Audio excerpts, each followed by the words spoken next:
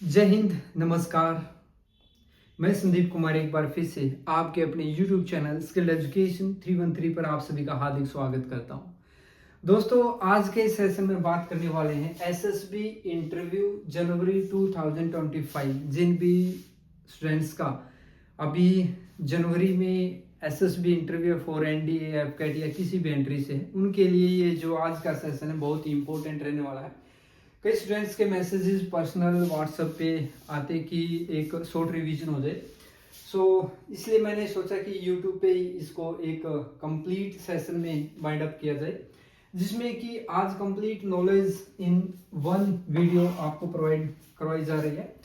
Short में complete मैं जितने भी टॉपिक्स हैं वो इस सेशन में आज कंप्लीट करवाऊंगा आपको।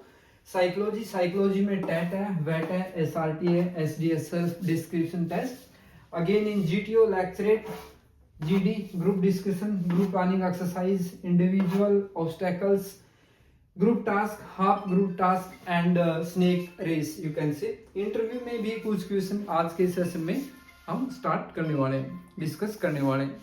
उम्मीद करूंगा कि ये सेशन आपको डेफिनेटली पसंद आएगा। नहीं पसंद आएगा तो जरूर आपके फोर्थकमिंग जो एसएसबी इंटरव्यू होगा उसमें डायरेक्टली आपको जरूर बेनिफिट करेगा। So without wasting time let's start a session. सबसे पहले हम बात करेंगे साइकोलॉजी के बारे में। साइकोलॉजी में कौन कौन से टेस्ट होते हैं? टेट, वेट, SRT and SD self description test.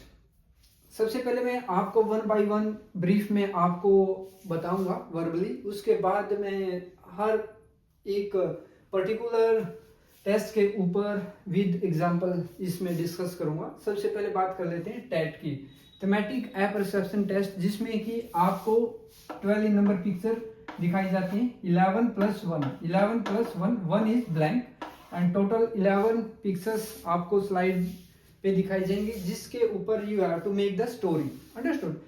Story में सबसे पहले आपको टेट में क्या ध्यान रखना होता है?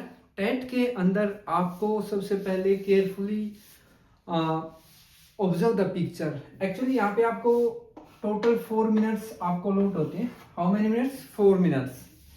4 मिनट्स के अंदर आपको पिक्चर को केयरफुली ऑब्जर्व करना है, उसमें क्या एक्चुअली हो रहा है, क्या प्रॉब्लम है, उसको आपको आइडेंटिफाई करना है एंड विद इन 4 मिनट्स ही आपको कंप्लीट स्टोरी भी राइट करना है एंड बिफोर 5 to 10 सेकेंड्स आपको कंप्लीट करके रेडी रहना होता है नेक्स्ट स्लाइड के लिए, नेक्स्ट पिक्चर जो आपको दिखाई जाएगी उसके लिए। दोस्तों, सबसे पहले आपको क्या करना होता है? टेट में आपको जब पिक्चर दिखाई जाएगी उसको आपको केयरफुली ऑब्जर्व करना है। ऑब्जर्व करने के बाद आपको आइडेंटिफाई करना है कि उसमें एक्चुअली क्या हो रहा है। ट्राई करना है कि जो 12 की 12 पिक्चर हैं आपको उनके ऊपर पॉजिटिव स्टोरी बनानी होती है। अब स्टोरी कैसे फ्रेम करनी होती है? सबसे पहले आपको आइडेंटिफाई करना है कि उसमें क्या हो रहा है। जरूरी नहीं है कि कोई प्रॉब्लम ही हो, ठीक है? कोई पिकनिक का सीन है तो वहां पे प्रॉब्लम नहीं हो सकती है, ठीक है? पिकनिक के सीन में आपको आइडेंटिफाई करना है कि व्हाट इज गोइंग ऑन, ठीक? वहां पे क्या क्या एक्शन में भी इसमें आपको जो आपका मेन कैरेक्टर रहेगा, बेसिकली आप होते हैं, आपके एक्शन दिखाने होते हैं कि किस सिचुएशन में आप कैसा एक्शन लेते हैं। डिफेंस फोर्सेस में डिफरेंट काइंड की सिचुएशन आएंगी, उन सिचुएशन को आपको हैंडल करना होता है। इसी के लिए बेसिकली ये सारे के सारे टेस्ट कंडक्ट करवाए जाते हैं। ये डायरेक्टली और इनडायरेक्टली आपके एक्चुअल जो आपका जो वर्क होगा डिफेंस फोर्सेस में एज एन ऑफिसर, जो आपको असाइन किया जाएगा, उनके लिए ही ये टेस्ट करवाए जाते हैं कि आप किस अच्छी सिचुएशन यदि है उसमें आप कैसा परफॉर्म कर पाते हैं। यदि वह सिचुएशन आ जाती है, उस सिचुएशन को how you can handle that particular situation. सबसे पहले टेट, जैसे मैंने अभी आपको बताया, इसमें आपको आइडेंटिफाई करना होता है। जैसे फॉर एन एग्जांपल कोई नेगेटिव सीन है एक्सीडेंट का, उसमें तो आप डेफिनेटली उसको देखोगे प्रॉब्लम क्या है, प्रॉब्लम एक्सीडेंट है, उसमें फिर जो इंजर्ड पर्सन है उसके लिए आपको एक्शन लेना होता है कि rush to the hospital, give first aid आप उसको देंगे, then informed his parents, her parents, then whatever action you can take with your available resources you will take. Understood? But यदि सीन है picnic का, picnic में के problem नहीं है, वहां पे आपका जो मेन कैरेक्टर मीन्स यू, आप जो रहेंगे आपकी क्या एक्शन है, मीन्स आपका मैनेजमेंट क्या है। जैसे आप पिकनिक के का सीन आ गया तो उसमें आपको क्या करना होता है कि जो आपके पास अवेलेबल रिसोर्सेज होंगे, रिसोर्सेज क्या हो सकते हैं, मैन यानी human resources as well as other material.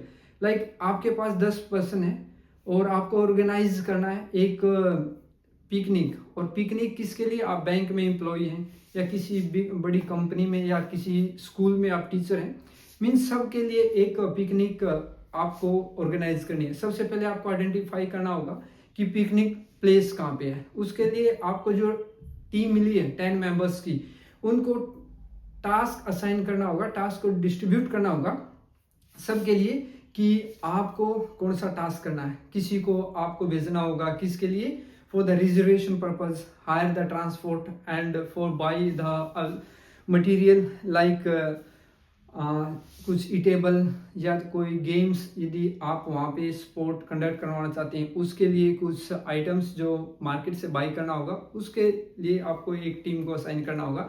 Basically आपको जो अवेलेबल रिसोर्सेज हैं उनको आपको एक अच्छे ढंग से यूटिलाइज करना होगा, ऑप्टिमम यूटिलाइजेशन आप बोल सकते हैं।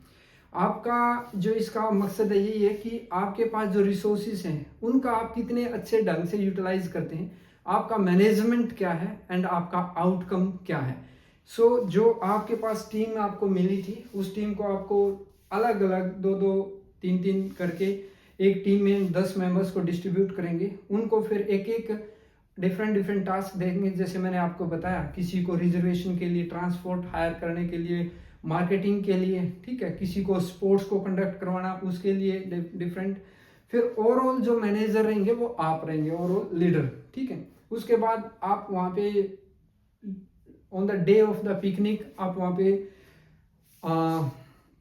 हेल्दी मैनर में वहाँ पे पहुँचेंगे और पिकनिक को ऑर्गेनाइज करेंगे एंड फ्रूटफुली फिर वापस आप again return to your space, your place, वापस आ जाएंगे। इसका आउटकम क्या है, जो कि आपने की जो छुट्टियां थी या जो वर्क का जो बर्डन था, जो स्ट्रेस जो स्टाफ फील कर रहे थे, पिकनिक के बाद वो थोड़ा सा रिलैक्स महसूस करेंगे and lastly improve their efficiency which leads to improve the overall productivity, overall growth, overall development of that particular organization। Outcome क्या हुआ, आउटकम यह हुआ कि जो एफिशिएंसी जो स्टाफ की डाउन हो रही थी वो इंक्रीज होगी, उनका मोरल बूस्ट हो गया, उनके अंदर कॉन्फिडेंस, मोटिवेशन बिल्ड हो गया, और अल्टीमेटली जो गोल क्या था, जिससे कि पूरे ऑर्गेनाइजेशन की जो प्रोडक्टिविटी थी, आउटपुट था, वो डिक्रीज हो रहा था। इसके मीटिंग के बाद, पिकनिक के बाद उनका जो आउटपुट है वो ग्रेजुअली स्टार्ट हो गया इंक्रीज करना, ठीक है। आप डेवलपमेंट लिख सकते हैं, ग्रोथ लिख सकते हैं, इंक्रीज लिख सकते हैं, एनहांस लिख सकते हैं, इंप्रूव लिख सकते हैं। ये जो वर्ड है improve, enhance, increases, development, growth, ये आपको हर एक स्टोरी में डिफरेंट वर्ड यदि आप यूज करेंगे, मीनिंग सबका एक है, बट यदि आप हर बार different meaning, different word use करेंगे, वो आपके लिए क्रिएटिविटी, इनोवेटिव दिखाएगा। हर बार यदि आप बढ़ोतरी की बात आती है, इंक्रीज की बात आती है, हर बार आप इंक्रीज लिखेंगे तो वो एक ओड सा लगेगा। So instead of every time use increase, you can use improve, enhances, increases, ठीक है। इस वे में आप इसको सेम काइंड की सिचुएशन के लिए डिफरेंट वर्ड को यूज कर सकते हैं। उम्मीद है ये टैट आपको समझ में आ गया होगा। 11 जो स्टोरी थी, क्योंकि ये जो सेशन है एक सेशन में कंप्लीट करवाना, जस्ट टचअप करवाना, ताकि आपको जो लास्ट मोमेंट में आपको एक आइडिया बिल्डअप हो जाए। आपको यदि कोई नया आइडिया मिल जाता है तो डेफिनेटली आप अपनी परफॉर्मेंस में इंप्रूवमेंट लेके आएंगे। सभी के इसमें और जो मोस्ट इंपॉर्टेंट थिंग है वो क्या याद रखना होता है, जैसे 12 स्टोरी है तो 12 स्टोरी के लिए आपको 12 ही नंबर, 12 नाम आपको पहले से बाय हार्ट याद होने चाहिए, ठीक है। 12 नाम कैसे, वो डिफरेंट रिलीजियस से हो सकते हैं। जैसे ऐसे नहीं कि सभी एक ही रिलीजियस से, यदि आप हिंदू हैं तो 12 के 12 हिंदू यूज करेंगे, नो, आपको different religious, for an example 4 religious आप ले सकते हैं, हिंदू, मुस्लिम जो मेजोरिटी है, सिख, ठीक है, और Christian.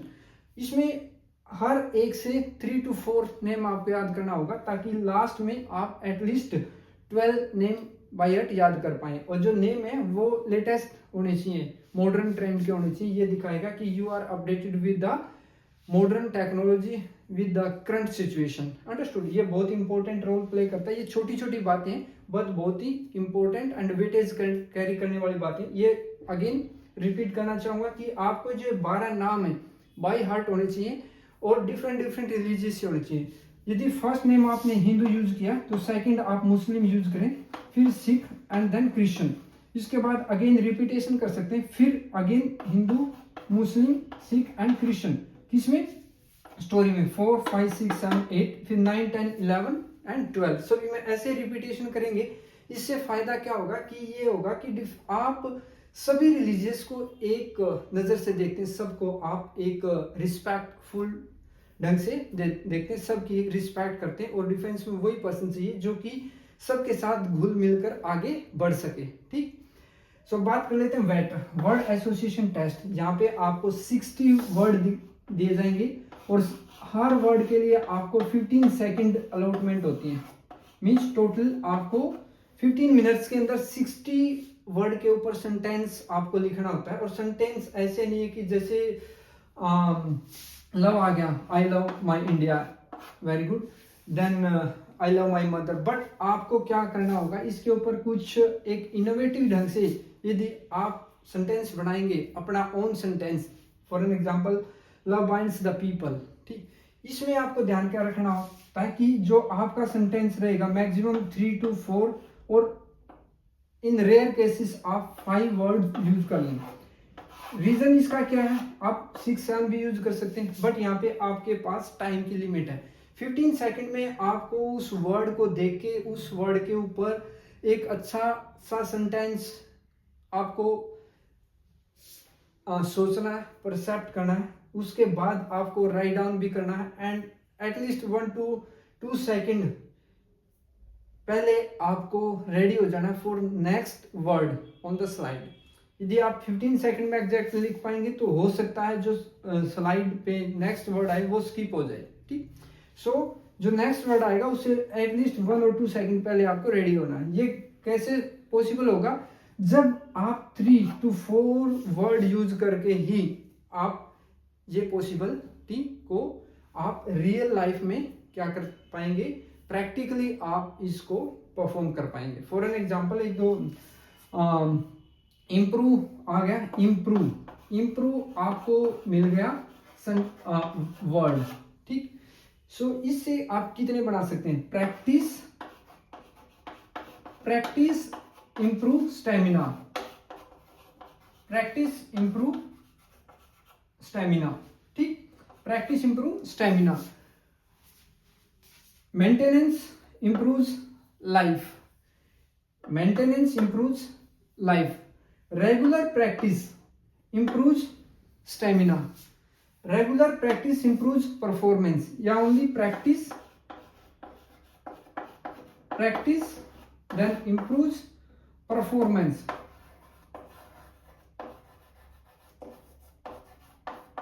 Understood? 3 to 4 word use करके ही आप क्या कर सकते हैं, एक सेंटेंस को फ्रेम करें, तब ये पॉसिबल होगा कि विद इन 15 सेकंड आप एक अच्छा राइट डाउन कर पाएंगे सेंटेंस, और उसमें जो वेटेज कैरी करने वाला सेंटेंस यहाँ पे होगा। ठीक, परफॉर्मेंस आ गया, परफॉर्मेंस अगेन आप बना सकते हैं परफॉर्मेंस को बीच में लेकर के। ठीक है, practice improves performance. Understood? Hard work improves performance, hard work improves performance, hard work improves stamina. ठीक, सो एक दो एग्जांपल मैं करवाऊंगा जो कि मोस्ट इंपॉर्टेंट वर्ड है, लेटर ऑन, पहले इसे डिस्कस करते हैं।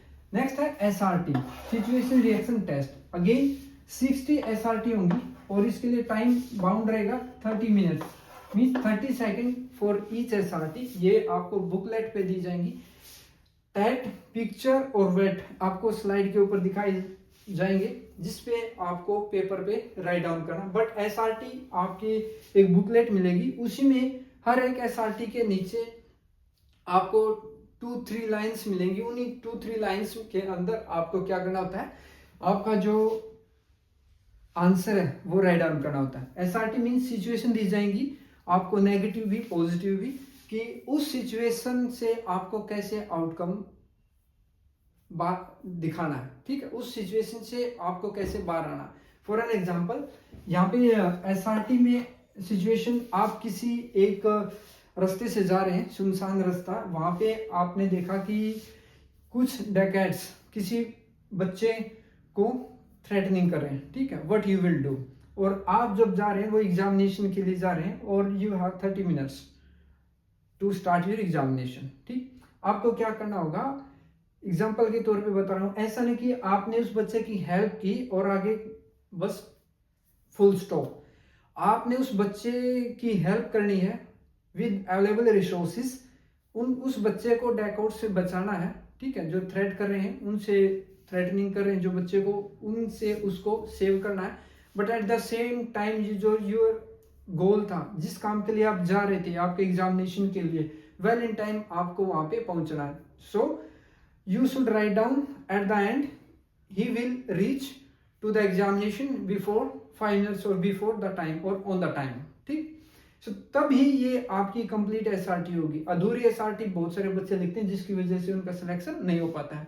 आप जिस काम के लिए जा रहे हैं वो काम आपको डेफिनेटली करना ही है, और जो आपके सिचुएशन दी, जो प्रॉब्लम आई, उनसे भी आपको बाहर आना है, उन प्रॉब्लम को भी आपको सोल्व करते जाना। सेम काइंड की सिचुएशन आपको ग्रुप प्लानिंग एक्सरसाइज में दी जाती है कि आपके पास अवेलेबल रिसोर्सेज ये हैं, आप किसी मकसद के लिए एक ग्रुप में जा रहे हैं, किसी क्रिकेट मैच के लिए जा रहे हैं, या कोई पिकनिक के लिए जा रहे हैं, या कोई पार्टी के लिए जा रहे हैं, कोई एग्जामिनेशन के लिए जा रहे हैं, किसी मीटिंग के लिए जा रहे हैं, but at the same time आपको इन बिटवीन द वे आपको 5 to 6 जो है प्रॉब्लम उसमें दी जाएंगी। ये भी बुकलेट के ऊपर पेपर पे होता है, बुकलेट पेपर पे होगा, उस पेपर से देख के आपको एक ब्लैंक पेपर के ऊपर आपका सॉल्यूशन लिखना है with the use of that available resources.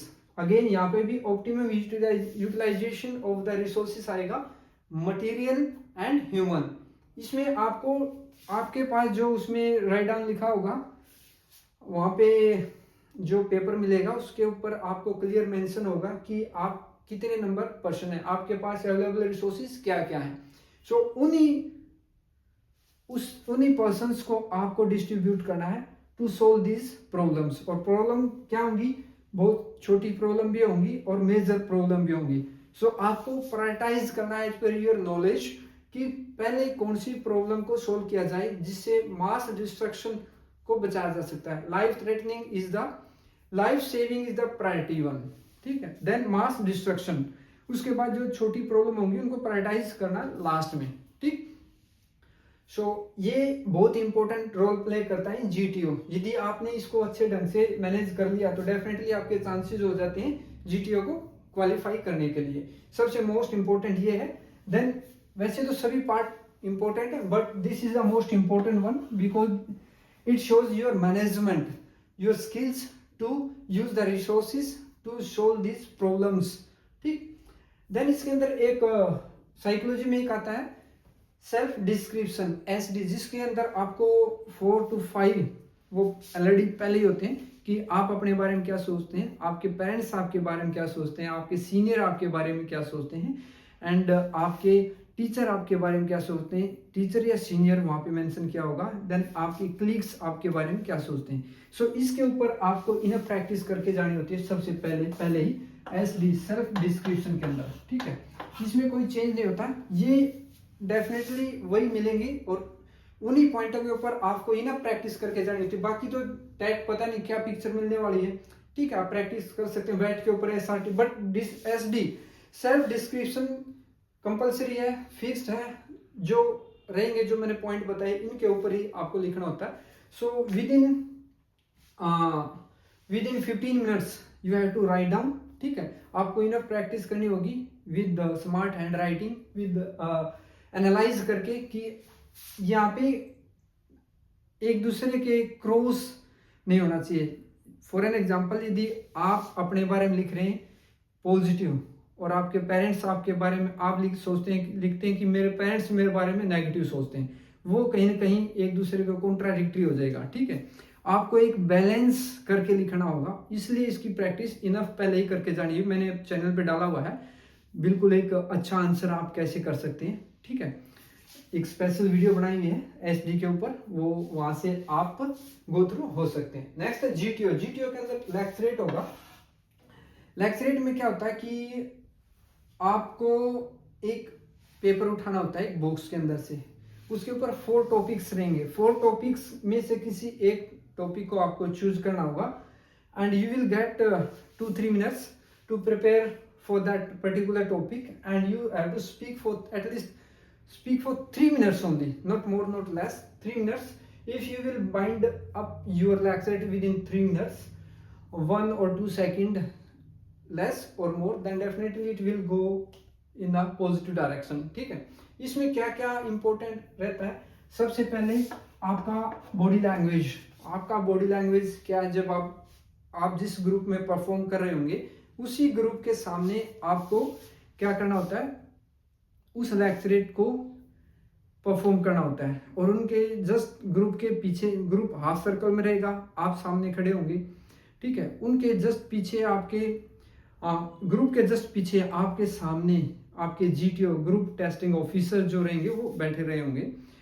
सो वो आपको एसेस कर रहे होंगे ब्लैक गॉगल्स लगा के, आपको पता भी नहीं चलेगा, वो देख कहीं उनका जो नेक होगा वो कहीं और होगा, बट उनकी नज़र आपके सामने होगी, बट आपको पता नहीं चलेगा, क्योंकि उन्होंने ब्लैक गॉगल्स इसलिए लगा रखा है कि आपके जो बॉडी स्ट्रक्चर है, बॉडी लैंग्वेज है, आपका वो एसेस कर पाए।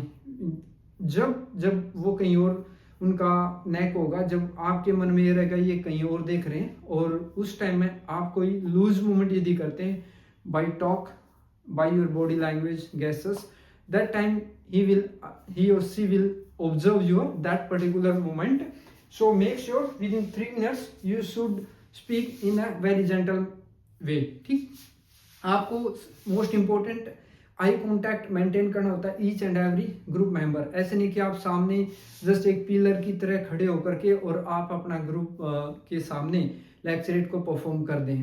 आपको रोटेट करना होता है, means you are giving the equal importance to the entire group, ठीक है। You have to speak like in this manner.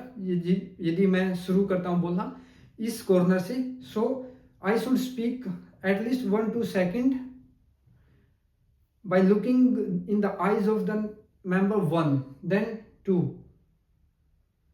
In this way you have to speak. Again directly ऐसे नहीं आना उसी उस पे, अगेन एंटी क्लॉक और clock wise, ठीक। जिस मैनर में गए थे इसी मैनर में वापस आ जाएं, आपको पता भी नहीं चलेगा 3 मिनट्स कब बीत गए।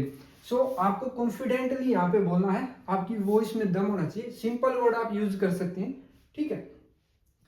इसमें क्या होता है, टोटल टाइम 3 मिनट्स रहेगा, but after 2.5 minute, after 2.5 minute 2 minute 30 second the GTO will give a 1 bell.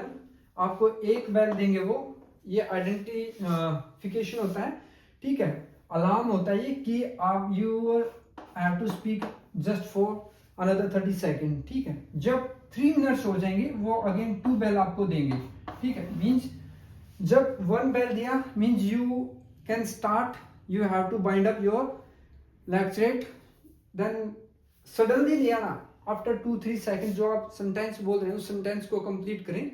Another 1 sentence आप और ऐड कर सकते हैं, then come in to the conclusion, so that when the 30 minutes will end then you can bind up your lecturette. Means 3 minutes जैसे second bell दिया, ऐसा नहीं कि सेम टाइम थैंक यू, जो आप बोल रहे हैं एटलीस्ट वो सेंटेंस कंप्लीट करें। It will take another 1 or 2 second, maximum 5 second, then say thank you.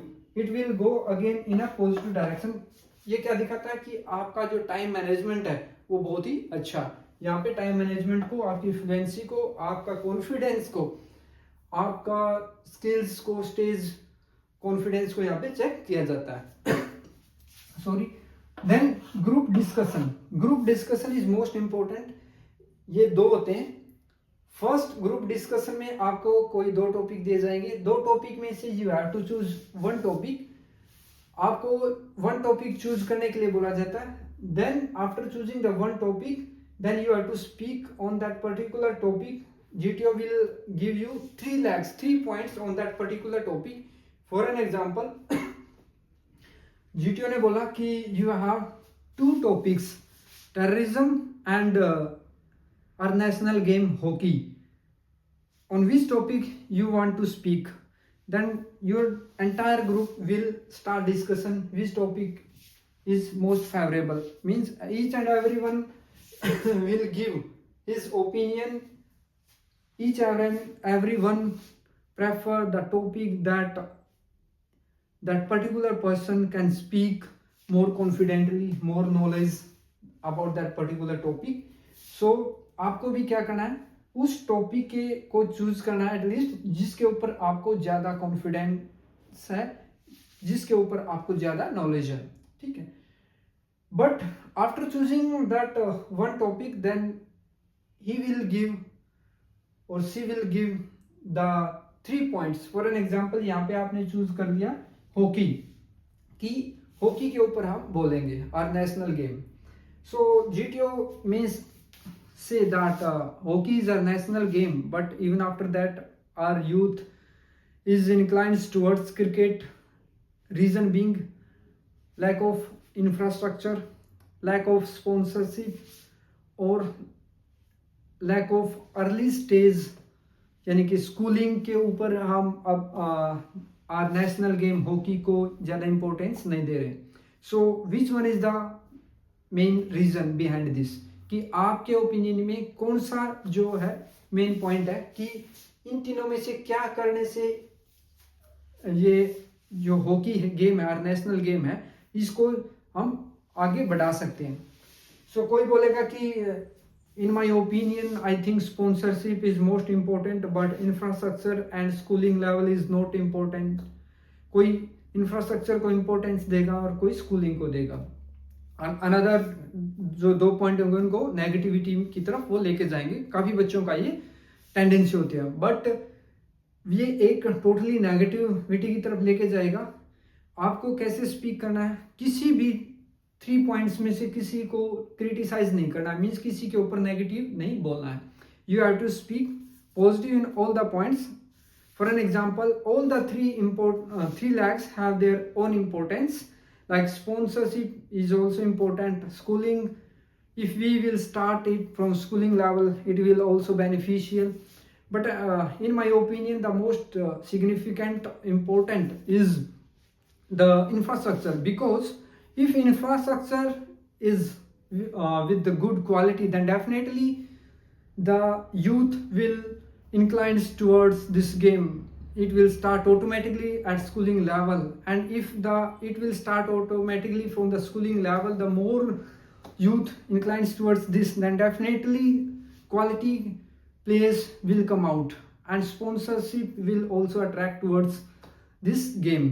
So the main center point is the infrastructure. I think in my opinion, there is a lack of the quality infrastructure. It will also provide the employment for the near by society. ठीक, इस वे में आप बात करेंगे, ये दिखाएगा आपकी totally positiveness कि आपने तीनों को इंपॉर्टेंस दिया, बट इंफ्रास्ट्रक्चर के ऊपर मेन आपने फोकस डाल दिया. इस वे में यदि आप बात करेंगे, इस सबसे मोस्ट इंपॉर्टेंट जीडी का क्या होता है, ये आपके स्क्रीनिंग में भी इंपॉर्टेंस देता है कि आप स्क्रीन इन होते या नहीं होते. जीडी में आपको जो 15 OLQ ऑफिसर लाइक क्वालिटी होती है, वो आपको थ्रू आउट द प्रोसेस आपको रिफ्लेक्ट करना होता है कि आपके अंदर वो 15 OLQ ऑफिसर लाइक क्वालिटी है या नहीं है. सबसे फर्स्ट जो क्वालिटी होती है जीडी के अंदर, वो दिखानी होती है आपको इनिशिएटिव.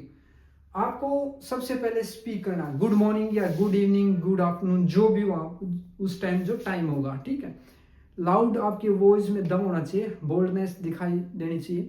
सो यदि आप स्पीक करेंगे सबसे पहले good morning friends, it will tick your one quality initiative. ठीक, देन उसके बाद सब बोलना शुरू कर देते हैं जीडी के अंदर. वो कई बार फिश मार्केट हो जाते हैं, मीन्स सब चिल्लाने लग जाते हैं, बट आपने अपना काम कर दिया, इनिशिएटिवनेस दिखा दिया. इन बिटवीन जब आपको लगे कि ग्रुप डाउन हो गया, उस दौरान अगेन आप you have to contribute at least 3 to 4 times during the entire GD. It will definitely give the totally positiveness towards your selection. ठीक, so आपको 3 to 4 times again बोलना है, you have to speak. ठीक, आपको कैसे बोलना है? यदि आपको नॉलेज है तो आप उस पॉइंट को कंट्रीब्यूट करें, अदरवाइज आपको उस पर्टिकुलर टॉपिक के बारे में ब्लैंक है, आपको सपोर्ट करना है किसी अदर कैंडिडेट्स को. कैसे? I would like to appreciate the chess number so and so, the good idea, but I would like to contribute this one. I would like to add this point. किसी दूसरे का point उसमें add कर दो. I would like to add this point for this betterment, for the betterment of the idea. Means आपने उसको appreciate भी किया बट अपना भी कंट्रीब्यूशन डाल दिया फॉर द बेटरमेंट लास्ट में बोल के. It will give the totally the excellent quality towards your selection.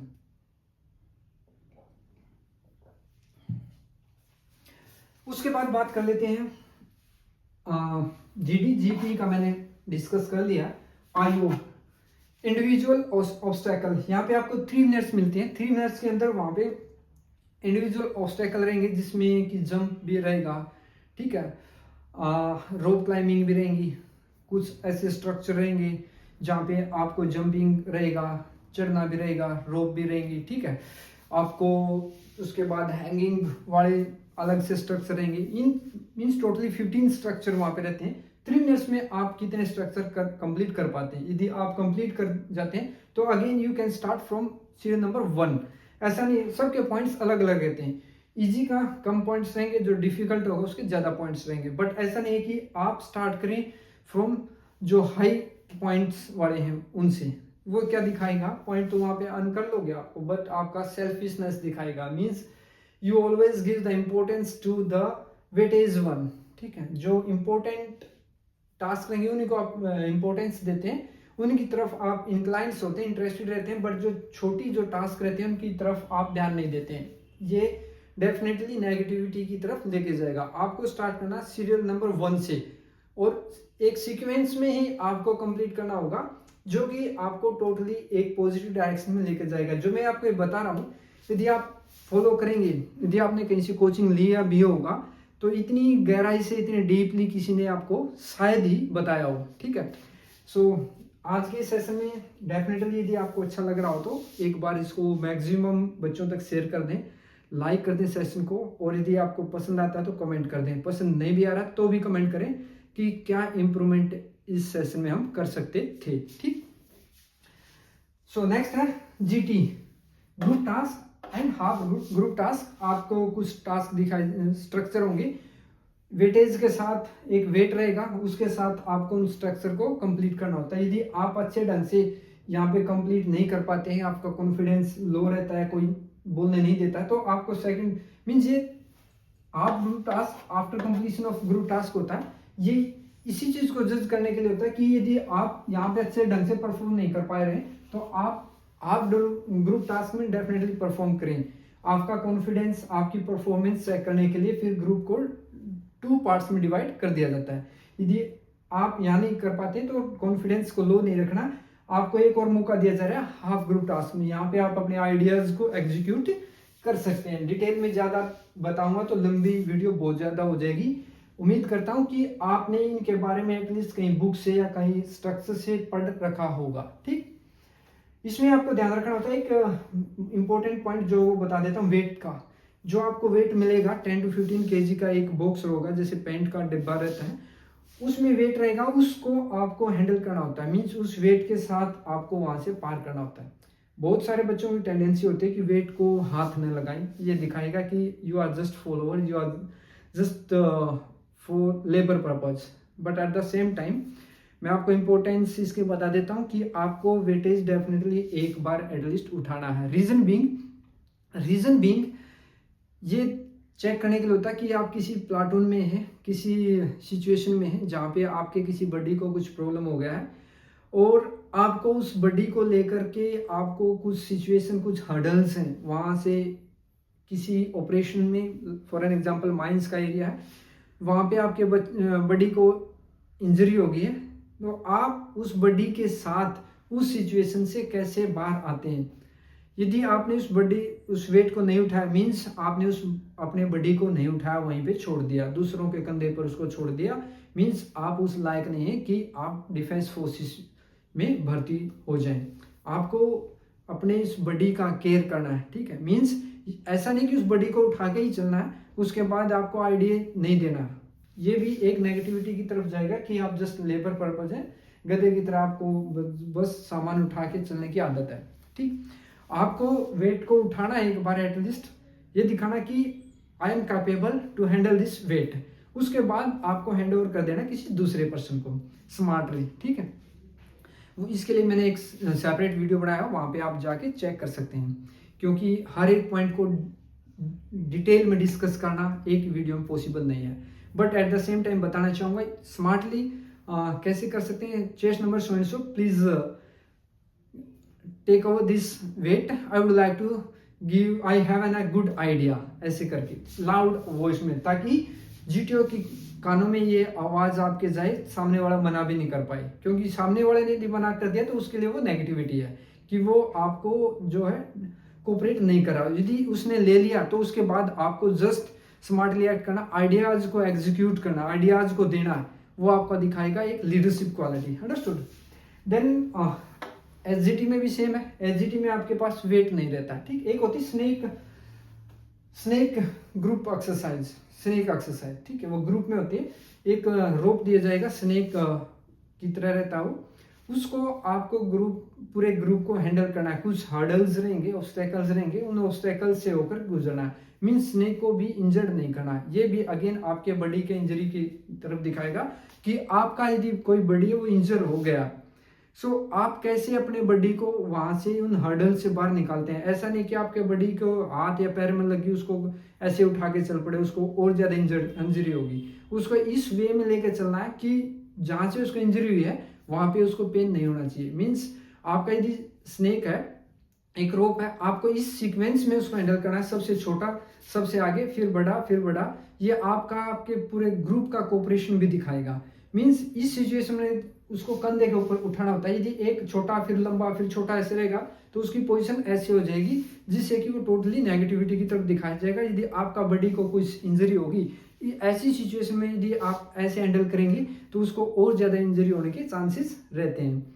सो इस सिचुएशन में आपको सीक्वेंस कैसे रखनी, सबसे पहले छोटा, फिर बड़ा, सबसे लास्ट में जो टॉल रहेगा वो सबसे लास्ट में रहेगा। इस कुछ ग्रुप ऐसे बोलते हैं कि सबसे लंबा आगे, सबसे छोटा पीछे। इससे क्या होगा, ये ऐसे भी आप जा सकते हैं, बट इससे क्या होगा, जो सबसे छोटा और पीछे वाला है उसको सामने देखने में प्रॉब्लम आएगी। बेटर रहेगा सबसे छोटा सबसे आगे, ताकि सब एक अच्छे ढंग से आगे चल पाए। अभी नेक्स्ट बात आती है इंटरव्यू की। इंटरव्यू में क्या होता है दोस्तों, इंटरव्यू में सबसे पहले एक बात बताना चाहूंगा, यहाँ पे आपकी नॉलेज को चेक नहीं किया जाता है, यहाँ पे आपकी पर्सनैलिटी को चेक किया जाता है, ठीक है। आपके बैकग्राउंड को चेक किया जाता है, आपके जो एजुकेशन बैकग्राउंड है, आपका जो करंट में किसी यदि आप इंस्टीट्यूशन में पढ़ रहे हैं तो उसकी सिचुएशन को, उसके बारे में आपसे पूछा जाता है। टोटल ओवरऑल आपकी पर्सनैलिटी, आप किस पर्सनैलिटी के हैं, ठीक है, आपके इमोशंस को आप यहाँ पे जज किया जाता है। इसलिए ज़्यादा नॉलेज तो आपकी ने जो रिटन एग्जामिनेशन जो दिया है वहाँ पे आपने नॉलेज को दिखा दिया है, बट यहाँ पे आपकी पर्सनैलिटी डेवलपमेंट, इसमें हार्डली कुछ जीएस के क्वेश्चन जरूर पूछे जाएंगे, जीके करंट के क्वेश्चंस, जिससे कि दिखाते हैं कि आप करंट के साथ अपडेट हैं या नहीं है। सो सबसे पहले इसमें क्वेश्चन आता है, इंट्रोड्यूस योरसेल्फ, आपको अपने बारे में बताना होता है, या tell me something about yourself. यहाँ पे फर्स्ट क्वेश्चन में ही बच्चे बिल्कुल लस्सी कर देते हैं। कैसे, वो विद इन 20 to 30 सेकेंड या 1 मिनट बोल करके थैंक यू बोल देते हैं, या तो रुक जाते हैं। मीन्स ये दिखाता है कि आप जब अपने बारे में 1 मिनट बोल करके चुप हो गए तो आप दूसरों के बारे में क्या बताएंगे। मीन्स आपको एटलीस्ट 3 to 4 मिनट्स बोलना है। कैसे बोलना है, आपको अपने बारे में बताना, अपना नाम बताना, नेटिव प्लेस बताना है, आपकी एजुकेशन बतानी है, आपके इंटरेस्ट बताने हैं, आपकी कोई अचीवमेंट है उसको बताना, आपके पेरेंट्स के बारे में बताना, उनका नेम, उनका प्रोफेशन, ठीक, उनकी education. Then coming to the siblings, profession and education, at least ये यदि आप बताएंगे तो it will take at least 3 to 4 minutes. And 3 to 4 minutes में जो एक इंटरव्यू ऑफिसर को आपसे उम्मीद है, वो जो जानना चाहता है वो आप सब बता चुके होंगे, वही आपको इंटरव्यू कर देंगे बीच में। Okay great, then ready for the next question. ठीक है, इस वे में आपको कॉन्फिडेंटली आंसर करना है। आप स्मार्टली यदि एक्ट करेंगे आप अपने अकॉर्डिंग इंटरव्यू ऑफिसर को ले जा सकते हैं, अदरवाइज वो आपको अपने अकॉर्डिंग जब ले गए तो वहाँ पे प्रॉब्लम क्रिएट वो कर सकते हैं, मीन्स आपका इंटरव्यू के चांस खराब होने के चांस ज़्यादा रहते हैं। सो स्मार्टली एक्ट करना है, आपको उतना ही बोलना है जितना पूछा जाए, और आपको वो पॉइंट जरूर बोलने हैं जो आपके स्ट्रॉन्ग हो। स्ट्रॉन्ग पॉइंट की तरफ यदि आप बोलेंगे तो वो उसी फ्लो में इंटरव्यू जाएगा और definitely it will create a positive environment again for you. ठीक, सो ये था। यदि आप किसी भी सेशन में इंटरव्यू के क्वेश्चन देखना चाहते हैं, इसे मैंने बहुत ही अच्छे ढंग से एक पीपीटी के ऊपर आपको विद आंसर्स मैंने करवा रखा। यदि वहां से आप देखना चाहें तो सभी 1-2 सेशन में कंप्लीट इंटरव्यू के अराउंड 30 to 40 क्वेश्चन मैंने करवा रखे विद बेटर आंसर, वहां से आप गो थ्रू हो सकते हैं। अभी मैं कुछ आपको वेट करवाऊंगा। वेट के ऊपर वर्ड एसोसिएशन जो टेस्ट है उनके ऊपर कुछ इम्पोर्टेंट के ऊपर आज डिस्कस करेंगे। उम्मीद करूंगा ये आपको बहुत ही पसंद आएंगे और डेफिनेटली ये आपके लिए एक positiveness in GTO and in psychology also एक वेटेज आपको देंगे। फॉर एन एग्जाम्पल, अफेक्शन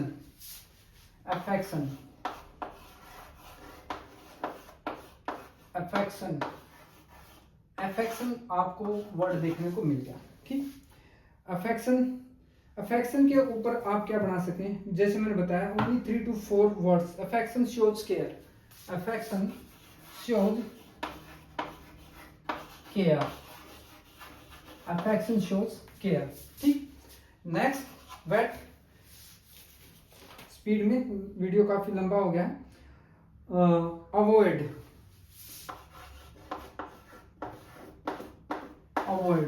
ठीक, अवॉइड के ऊपर आप बना सकते हैं प्रॉपर मेंटेनेंस। प्रॉपर लिखना चाहिए, टाइम है तो लिख सकते हैं, otherwise only maintenance, proper maintenance.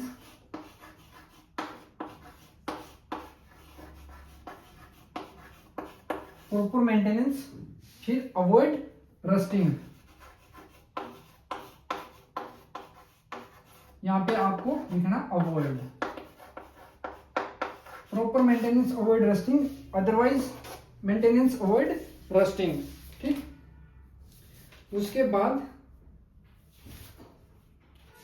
Able,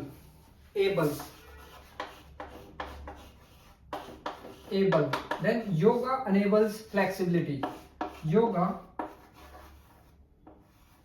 enables flexibility, yoga enables flexibility, understood?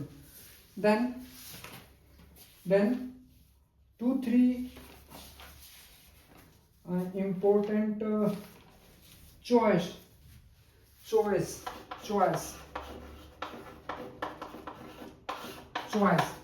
के ऊपर choice reflects character, choice reflects character।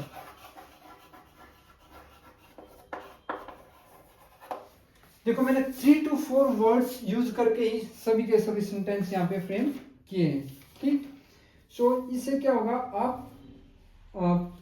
Child, इससे क्या होगा, विद इन टाइम फ्रेम आप अपना अच्छे से एक जो ठीक ठाक हैंड राइटिंग जो कि समझ में आ जाए सामने वाले के, उस हैंड राइटिंग में आप अपना सेंटेंस को फ्रेम करके नेक्स्ट के लिए रेडी रह सकते हैं।